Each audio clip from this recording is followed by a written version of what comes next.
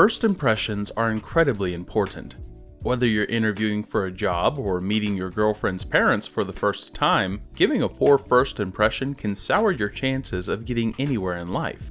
A poor first impression can be hard to come back from, and depending on how bad you mess up, your reputation could be permanently damaged, either in the eyes of a future in-law or employer. VR is still very much a new platform. Like any new exciting piece of tech, early adopters, especially those willing to pay upwards of $1,000 to enter a new ecosystem early in its lifespan, are more forgiving of growing pains and spotty development. When it came to VR, I wasn't necessarily an early adopter, but I did enter a virtual world before a majority of today's users had even considered buying a headset for themselves. I was pretty forgiving of VR's growing pains because to me the simple act of standing in a virtual space I was familiar with, seeing worlds I had spent hundreds of hours in practically in person was enough to blow my mind.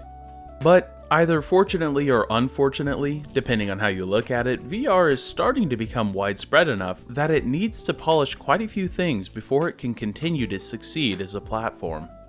While I wasn't an early enough adopter to enter VR with an Oculus dev kit or the OG HTC Vive, I did play on my buddy's Oculus Rift and eventually get my own long before other headsets entered the market. I was part of the first wave of VR users who all but served as guinea pigs for various VR experiences.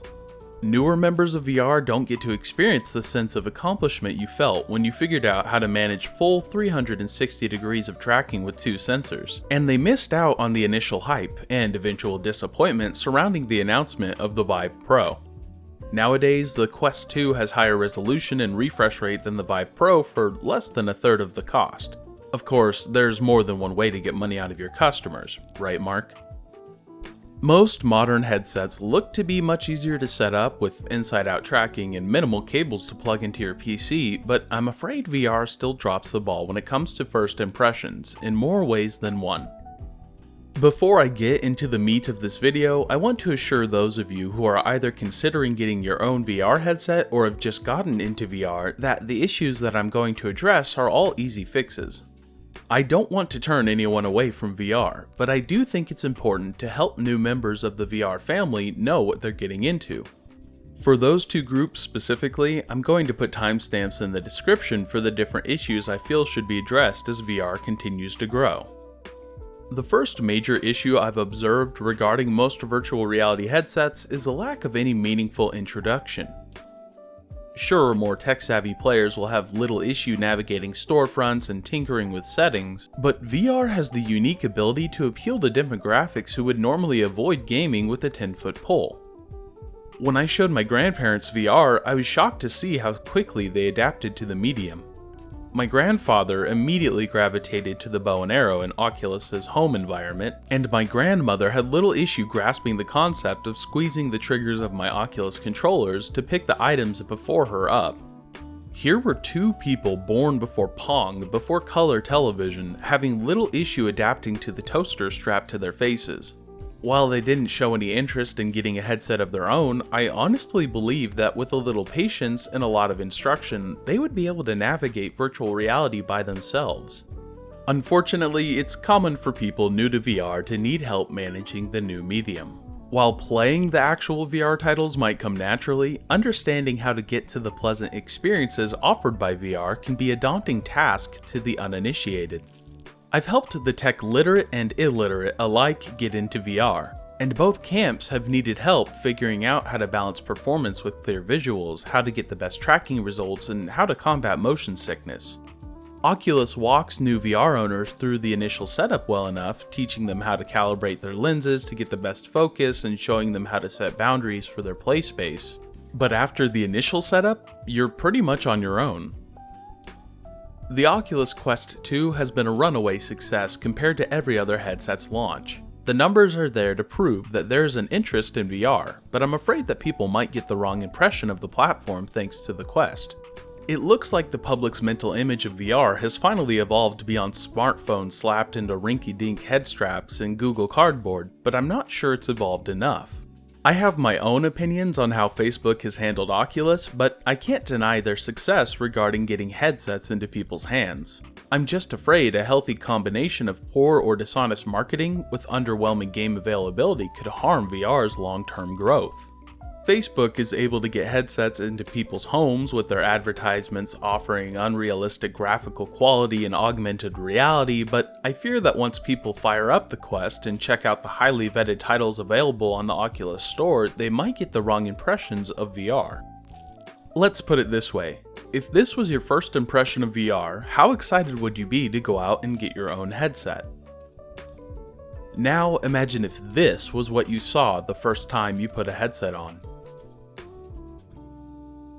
VR can be absolutely stunning, even with an older headset like the Oculus Rift. I may not play VR at the highest resolution, but the exquisite depth perception and tracking are enough to keep me engaged for hours on end pretty much daily. The thing is, for the time being, playing graphically intense games in VR will require a gaming PC to hook your headset up to. Sure, you can get a wireless adapter for the Vive headsets or use virtual desktop with the Quest and Quest 2, but you still need a gaming PC to cough up the horsepower needed for most VR games. The Quest 2's Qualcomm Snapdragon XR2 is a decent little chip, and what game devs are capable of pulling off with the horsepower supplied by the processor you could find in a newer smartphone is impressive. But for the time being, a dedicated graphics card is needed for more intensive VR experiences. The misconceptions surrounding what is needed to run VR is another issue that might just hold VR's future back. When I first played VR, my roommate and I had split the cost of a gaming PC. We shelled out a few $100 for a GTX 970 and Ryzen 5 1600, and that was that. It ran Skyrim VR, Robo Recall, and Minecraft VR well enough, and that was all I needed to scratch my VR itch. While newer VR games might ask for beefier specs, it's worth noting that plenty of existing gaming PCs are more than adequate for VR gaming. You might have to turn some settings down, but even the lower settings of PC VR titles look better than the best mobile VR headsets have to offer. The market for PC parts is pretty abysmal right now, but that shouldn't stop people who already have PCs from considering the merits of VR. Besides the Valve Index, most headsets are in stock at MSRP value.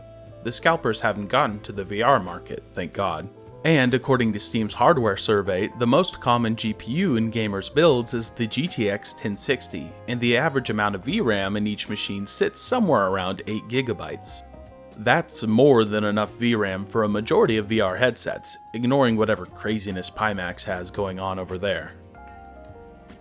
Going back to the lack of instruction and education for new VR users, a serious topic that is all too often ignored is the physical benefits and drawbacks of VR. There are some uplifting stories of people losing weight playing Beat Saber and Creed, sure, but not enough warnings are out there regarding injuries that can be caused by VR. While the more obvious stuff can be pretty funny and common enough to warrant the phrase VR to ER, there are legitimate tips that need to be handed down to new VR users. Let's be honest here, a good amount of gamers aren't rocking, how do I say this politely, the best physiques. Good posture usually isn't your first priority when you enter VR, especially early on.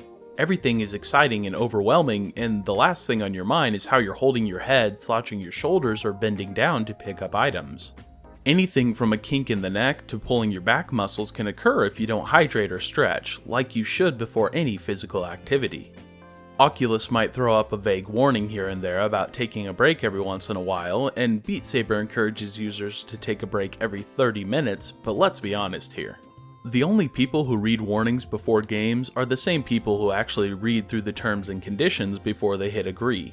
Good posture and keeping a water bottle nearby can go a long way in helping you get back into the headset every day, trust me. Neglecting good posture kept my neck out of commission for close to a month earlier this year, and I'd hate for new VR users to experience the same thing. While this next issue exists in both pancake gaming and VR, it's worth noting all the same. Jokes about EA or Ubisoft dropping the ball and pissing off the consumer are as numerous as women in my life that don't find me attractive, and to make a new joke at either of those companies' expense would be beating an already pulverized dead horse. But it's still worth pointing out the disconnect the larger developers have regarding VR users, especially compared to indie devs. Games with small dev teams like Blade and Sorcery or Boneworks tend to let the community in on progress regarding updates or hotfixes. This is amazing. It helps players grasp the work that goes into the games that they play, and it makes them feel like the game they play won't be abandoned because a board of directors was displeased with the company's quarterly earnings. Thanks to the intimate nature of VR games, the way the game actually surrounds you instead of sitting on a screen a few feet away from you, one tends to get more engrossed in titles they enjoy. If VR devs want to maintain and grow interest in their games, they need to make grander efforts to keep their player bases in the loop. I can't see a downside to letting players in on the highs and lows of development on the games they play, especially while VR is a relatively small market. Finally, I'll address what I think is the most crucial shortcoming of VR. I've had half a dozen friends switch from consoles to the PC master race in the last few years, and I've watched them struggle to adapt to mouse and keyboard configurations. Aiming with the mouse feels more natural most of the time, sure, but getting used to carrying out movement or whatever actions the game asks of you on a keyboard can be daunting to new players. In the same way, I've observed people struggling with VR control schemes. Obviously, different games are going to have different control schemes, but I feel like a greater effort to include as many comfort and movement options as possible would have zero downsides. Some people, myself included, have solid VR legs. I don't like dithering on the edges of my screen when I turn or catch some serious airtime, and I really can't stand snap turning. On the other hand, newer VR players might struggle with motion sickness and enjoy things like teleportation movement options and dithering. I don't want level of comfort options to take over others. I sympathize with people who can't handle games like Blade and Sorcery and Boneworks. What I do want is for devs to let me go crazy if I want, while having a wide variety of comfort options available for babies out there that can't handle 360 ladder stalling no-scoping virtual nights. On that note, I have to give Steam the imaginary trophy when it comes to customization, both in and out of VR games. Oculus tends to keep their performance metrics and super sampling hidden away in backroom programs and deep in game files, whereas Steam VR lets you customize your games to your heart's desire. Oculus, and in turn Facebook, take the safer approach regarding customization and tweaking. I understand the value in doing so, but coddling new VR users does more harm than good. My call to action to myself and other VR veteran users is this: help new VR users when you can, because this platform we found and loved deserves to expand and improve. I'm more than willing to help out anyone who has a question regarding VR, both newbies and veteran players. If you have any questions about whether or not your PC is good enough for VR or what headset you should invest in, comment down below. If you want to have a better chance of getting your questions answered and meeting fellow VR enthusiasts, swing by my Discord. There you'll find shitty memes, questionable advice, and a channel where you can ask me questions directly, the best of which get answered at the end of each video, like this one. Do you plan on doing like a I stay in a headset for a long amount of time challenge some other people do? Have you even considered the idea? I don't think I've ever considered putting myself through a challenge like that, but I wouldn't completely dismiss the idea. I might consider doing something like that to celebrate the channel's next milestone. What is your opinion on Antlion Milk? Is your name really Mike Hawk?